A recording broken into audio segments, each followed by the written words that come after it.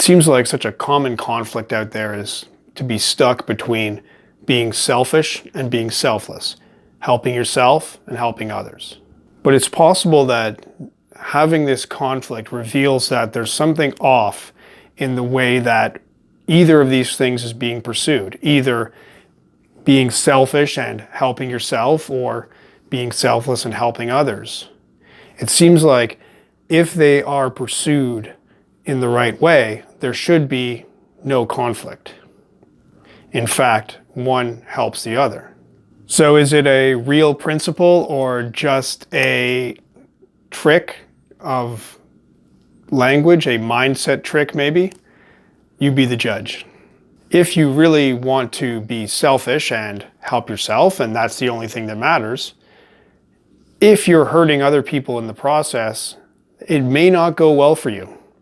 And in fact, if you're helping others, that could lead to better results for you. It seems like it is possible to be completely self-interested and yet still choose to help other people. On the simplest level, because helping other people can bring friends and allies and supporters, which are much more likely to lead to a good life for you compared to people who don't care about you and are indifferent, and certainly compared to those who are your devoted enemies. If you have lots of enemies, even if you're able to defeat them all, having unnecessary enemies is just going to drain your ability to have a good life. And having friends and supporters will bring so much more to life, make the world you live in a warmer place. But even on a higher level than this, we all need to be part of something bigger than ourselves, I believe, in order to be truly satisfied in life.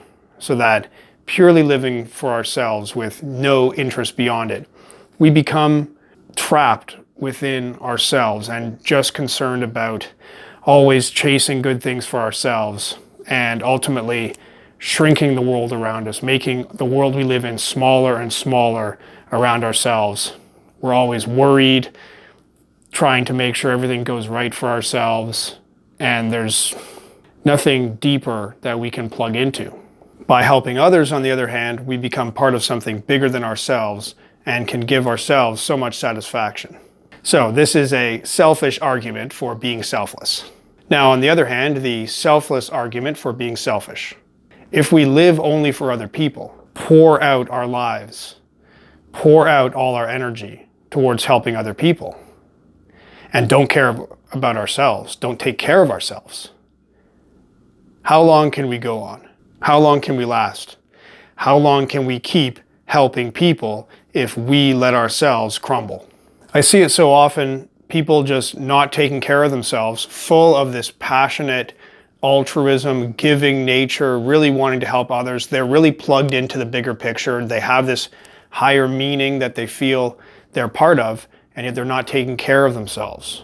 Now, if you imagine the only thing you care about is helping other people, and you don't care about yourself at all, still, it makes sense to take good care of yourself.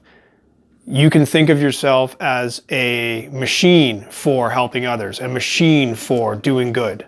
You don't see any value in taking care of yourself, but if you care about other people, you want to keep your engine of caring in good condition. You want to keep your machine of generosity, your machine of altruism. You want to keep that in top condition so that you can continue to help other people. So when you decide, oh, I'll just skip that healthy meal, I'll skip having a good night's sleep, I'll skip my exercise, or whatever taking care of yourself it is, you can think you're hurting other people by doing that, by not taking a break for yourself, not doing what you need to do to keep yourself in good condition. You are hurting other people because by making yourself weaker, less capable, more stressed, and therefore more concerned with just surviving and less able to do good work, you're taking away from the help that you can give to others. So by thinking this way, you can be completely selfless, have no care about yourself whatsoever, and still take care of yourself.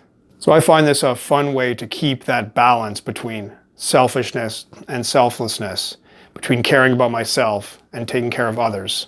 If I find I'm caring too much about myself, I can remember how much I need other people for myself. And if I find I'm caring too much about others and not enough about myself, then I can remember how much I need to have myself in good working order and taken care of so that I can help others. It seems like the best result possible is that we can use these two things together, have these two merge together so that we don't have to see it as a conflict between the two. We can actually see the two fully united together so that we feel when we're helping others, we feel we're helping ourselves. And when we help ourselves, we feel we're helping others. They can be two sides of the same job.